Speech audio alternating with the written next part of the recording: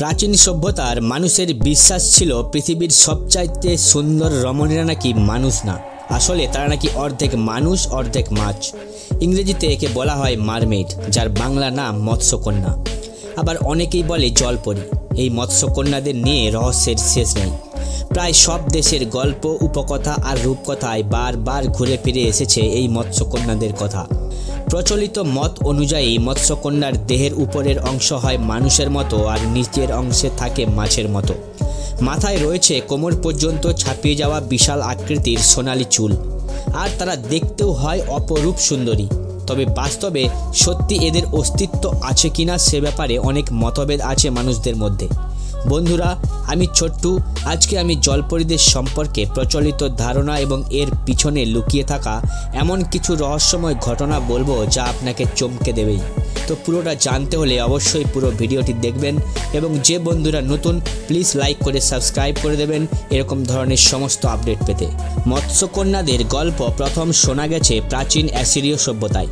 এই গল্প অনুযায়ী দেবী এটারগেটিস নাকি একবার ভুল করে হত্যা করে ফেলেন তার একজন মানুষ বন্ধুকে, আর তারপরে তিনি দুঃখে এবং লজ্জায় দেবী থেকে পরিণত হন মৎস্যকন্যায়। প্রাচীন সভ্যতার অনেক নিদর্শনে তাদের এই বিশ্বাসের প্রতিফলন পাওয়া গেছে। পাহাড়ের গুহায় তাদের আঁকা ছবিতে দেখা গেছে মৎস্যকন্যারা সাগরে ভেসে যাচ্ছে আর মানুষ তাদের দিকে বর্ষা ছুঁড়ে মারছে। প্রাচীন গ্রিক সাহিত্যে সাইরেন নামে এক ধরনের কাল্পনিক সামুদ্রিক প্রাণীর নাম শোনা যায়। অনেকে মনে করেন এই সাইরেনই মৎস্যকন্যা বা জলপরী। সাইরেনরা নাকি মৎস্যকন্যা বা সুন্দরী মেয়ে সেজে মাঝ সমুদ্রের দারুণ মিষ্টি গলায় গান গায়, আর ওই গানের আকর্ষণে নাবিকরা দিক ভুল করে পৌঁছে যায় অন্যদিকে। তখন তারা সে জাহাজ ডুবিয়ে দেয় আর মানুষদের মেরে ফেলে, আর না হয় নিয়ে যায় সমুদ্রের তলায় থাকা তাদের জায়গায়। মৎস্যকন্যা বা জলপরী দেখেছেন এমন মানুষের মধ্যে সবার আগে চলে আসে বিখ্যাত নাবিক কলম্বাসের নাম। 1498 সালে আমেরিকা আবিষ্কার করে পৃথিবীর ইতিহাসে আলাদা করে জায়গা করে নেয়া কলম্বাসের নোটবুকেও রয়েছে মৎস্যকন্যার উল্লেখ।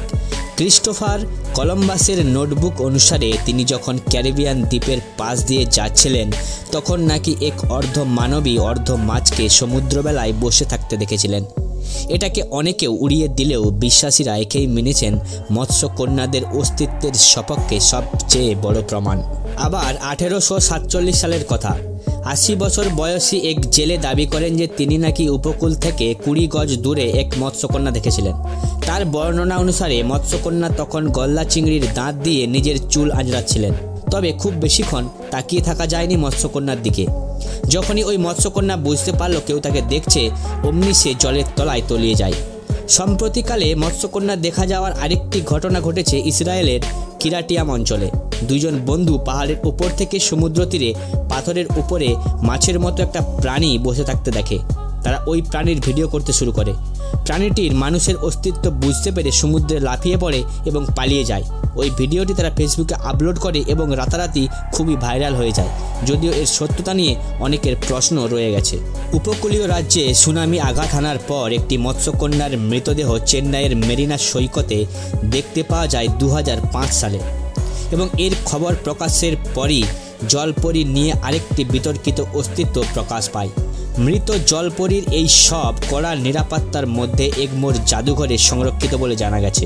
মৎস্যকন্যাদের তামিল ভাষায় কাদাল কান্নি বলা হয়। এই কাল্পনিক প্রাণীটি হুবহু দেখতে জলপরীর মতো, যার দেহের অর্ধেক মানুষের এবং অর্ধেক মাছের। তবে জলপরী দেখতে পাওয়ার যে ঘটনাটা সবচেয়ে বেশি আলোড়ন সৃষ্টি করেছিল তা ঘটেছিল 2017 সালের ডিসেম্বর মাসে ভারতের দীঘা সমুদ্র উপকূলে। বিস্তারিত তথ্য পাওয়া না গেলেও ছবিতে এবং স্বল্প সময়ের একটি ভিডিওতে দেখা গেছে অদ্ভুত এক প্রাণীর অদ্ভুত শারীরিক গঠন। এই প্রাণীটির মাথা ছিল সম্পূর্ণ মাছের মতো, তবে গলা থেকে দেহের বাকি অর্ধেক ছিল হুবহু মানুষের মতো, তবে তার দুটি হাত পেছনে বাঁধা ছিল। ভিডিওতে দেখা গেছে প্রাণীটি তখনও জীবিত ছিল।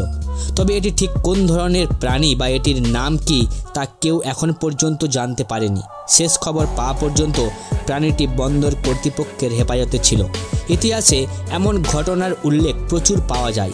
এসব ঘটনার উপর ভিত্তি করে তৈরি হয়েছে অনেক মুভি সিরিজ, লেখা হয়েছে অনেক গল্প উপন্যাস। মৎস্যকন্যার অস্তিত্ব বিশ্বাস করে, আবার কেউ কেউ এর সত্যতা উড়িয়ে দেয়।